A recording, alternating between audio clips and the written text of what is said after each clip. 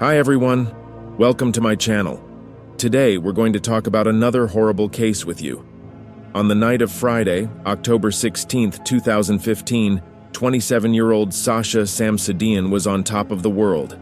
A true social butterfly, she had spent the evening enjoying a soccer game with friends before heading to one of her favorite clubs in Orlando, Florida, to keep the night going. But things took a dark turn when she caught the attention of a predator hiding behind a badge and uniform. After saying goodbye to her friends around 12:30 a.m., Sasha celebrated her team's victory with dinner, dancing, and a bit more drinking than she had planned. Feeling tipsy but still in good spirits, she decided to walk home, a trip that usually took about 10 minutes. As she made her way down the street, two young girls noticed the attractive brunette stumbling in the dark and grew concerned that she might be in trouble. Being the good Samaritans they were, they offered to share an Uber with her. Realizing she wasn't in any shape to go much further alone, Sasha happily accepted their kind offer. While they waited for the ride, the girls chatted with Sasha, who was tipsy but still coherent.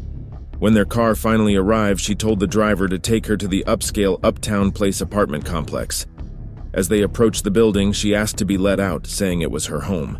The concerned girls walked her to the entrance to make sure she got inside safely. However, when Sasha started searching her pockets, she realized she had left her keys somewhere. Confused and frustrated, she turned to the security guard asking if he could let her in. He explained that without a key or proof of residency, she couldn't enter. With neither in hand, it looked like she was out of luck. As the group stood around trying to figure out what to do next, a resident with a key in hand appeared on the scene. Recognizing Sasha as a fellow tenant, he quickly let her in. After the security guard, Stephen Duxbury, reassured the Good Samaritans that he would take it from there, they felt a sense of relief and went on their way, confident that Sasha was now in good hands. Once inside the building, surveillance cameras monitoring the various entrances and exits captured Sasha making her way up the stairs to her third-floor apartment, with Duxbury following closely behind. It was later revealed that when they reached Unit 345, Sasha entered the key code into the door's keypad, but it didn't unlock.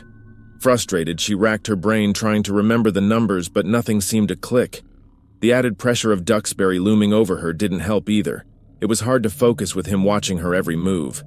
In a moment of clarity, Sasha suddenly remembered that her keys, and probably the info she needed to get into her apartment, were likely in her car. Not wanting to venture into the parking garage alone, she asked Duxbury if he would accompany her, and he agreed without hesitation.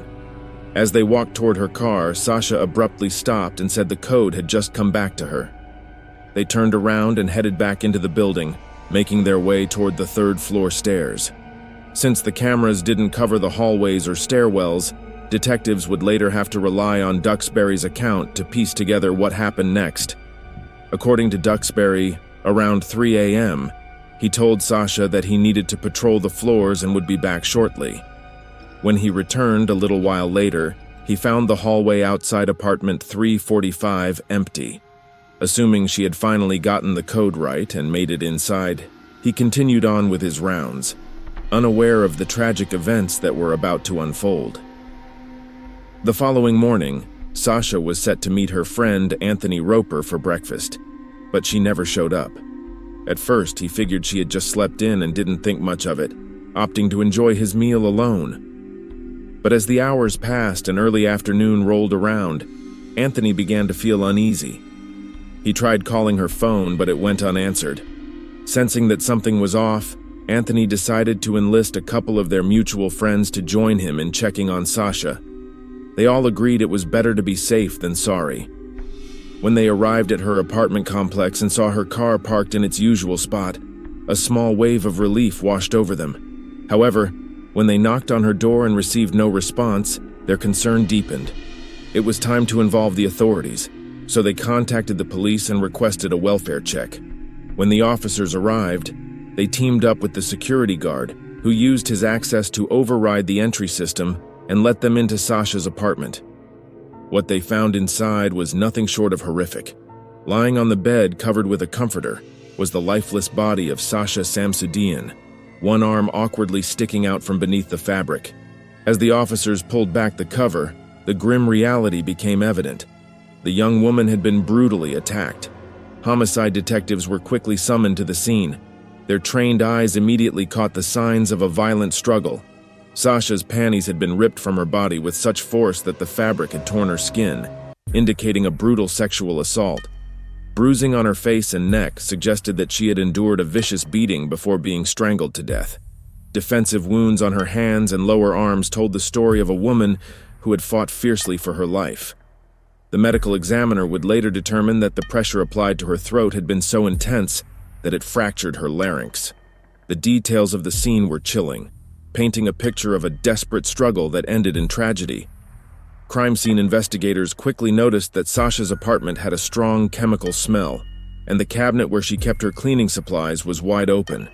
It was clear to everyone on the scene that the killer had scrubbed the room, and even the victim's body, using cleaning products, likely in a desperate attempt to erase any evidence. But even with all that scrubbing, the perpetrator had missed some crucial details. For instance, a condom wrapper was found tossed on the bedroom floor. He had also used the bathroom, leaving the seat up. When the team dusted for fingerprints, they lifted 2 unidentified prints from underneath the toilet seat. And despite the cleaning efforts, some foreign DNA that the cleaners had missed was still found on Sasha's body. While they couldn't track down Sasha's cell phone, detectives did find her iPad, which she had synced with it. After scrolling through her recent activity, they discovered she had sent a message to her on-again, off-again boyfriend at 5:12 a.m. on Saturday, October 17th. The text was simply one word: Ben. As they interviewed neighbors to see if anyone had noticed anything unusual, one man doing laundry late at night mentioned that he had seen Duxbury following Sasha down the hallways. He thought the guard's vigilance was a bit over the top, especially since the building was known as one of the safest in the city, but he hadn't given it much thought at the time. When detectives reviewed the CCTV footage from the previous night, they saw Sasha returning home at 1:46 a.m. While she appeared to be intoxicated, she was surprisingly steady on her feet as she entered the building. However, what really caught their attention was how the security guard, Stephen Duxbury, appeared to be following her in nearly every frame from that point on. It was clear they needed to bring him in for questioning.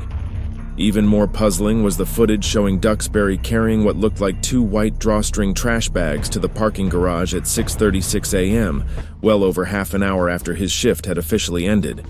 Investigators noted that these bags were identical to those found in an open box in Sasha's apartment. This detail raised red flags and fueled their suspicions. As they dug deeper, detectives scanned the footage from Duxbury's earlier shifts and discovered that he had never taken out anyone's trash before that night. That led them to question his motives even further. Was he just an exceptionally hands-on security guard? Or was he a predator who had lost control and was now desperately trying to cover his tracks? The more they examined the footage, the more uneasy they became. Duxbury's actions seemed out of place, and the timing raised serious concerns about what he might have been trying to hide. The detectives felt a growing urgency to get answers, knowing that every minute counted in piecing together the events of that night. Duxbury, who had been hired just 5 months earlier in May 2015, sat down with investigators just hours after Sasha's body was discovered. When they asked him to outline his interactions with her, he started by recounting how he had denied her entry to the building because she couldn't show a valid ID, and he ended with the fact that he left her to fend for herself when his duty called. Thinking it might be relevant to the investigation, he mentioned seeing Sasha, or someone who looked a lot like her, in the hallway later that morning, accompanied by a fair-haired Caucasian man dressed in a polo shirt and casual pants. However, when detectives reviewed the surveillance footage to track down this lead, they found no one entering or leaving the building that matched Duxbury's description. To clear his name, detectives asked Duxbury to take a polygraph test, framing it as a way to remove himself from the list of suspects. He confidently declared that he had nothing to hide and agreed to take the test. Unfortunately for him, the results indicated deception on every question related to Sasha's rape and murder. To say he failed miserably would be an understatement. As they sat across from Duxbury during the interrogation, investigators couldn't help but notice several fresh abrasions on his arms. Suspecting they might be bite and scratch marks, they took photographs of the injuries and added them to his file, further deepening their suspicions about his involvement. When snippets of the security video were released to the public, the girls who had shared a ride with Sasha stepped forward to share their accounts of that fateful night. Their stories aligned closely with Duxbury's version, adding a layer of complexity to the investigation. While much of Duxbury's narrative remained questionable, it became clear to detectives that he was mixing truths with lies. Although they didn't have enough evidence to charge him yet, they felt a growing confidence that it was only a matter of time before they could make a case against him. To rule out other potential suspects, detectives began questioning Sasha's former boyfriends, including Ben. He had tried to call her after receiving her early morning text, only to be sent straight to voicemail. Eager to assist in any way, her past and present partners willingly agreed to provide DNA samples for comparison. One by one, they were eliminated as matches to the perpetrator, further narrowing the list of suspects. Even the helpful tenant who had let Sasha into the building that night was tested and cleared of any involvement. Just 3 days after Sasha's body was discovered, investigators finally got the break they had been waiting for.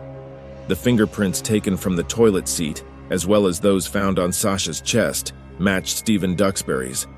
With the evidence against him piling up, they brought him back in for another round of questioning.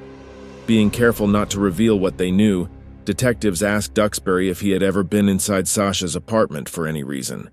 Completely unaware that his DNA had been found at the crime scene, he insisted that he didn't know her and had never set foot in her residence. The detectives could see through his lies, but they weren't ready to spring the trap just yet. They wanted to hold out until they had enough evidence to secure a conviction, so they told him he was free to go.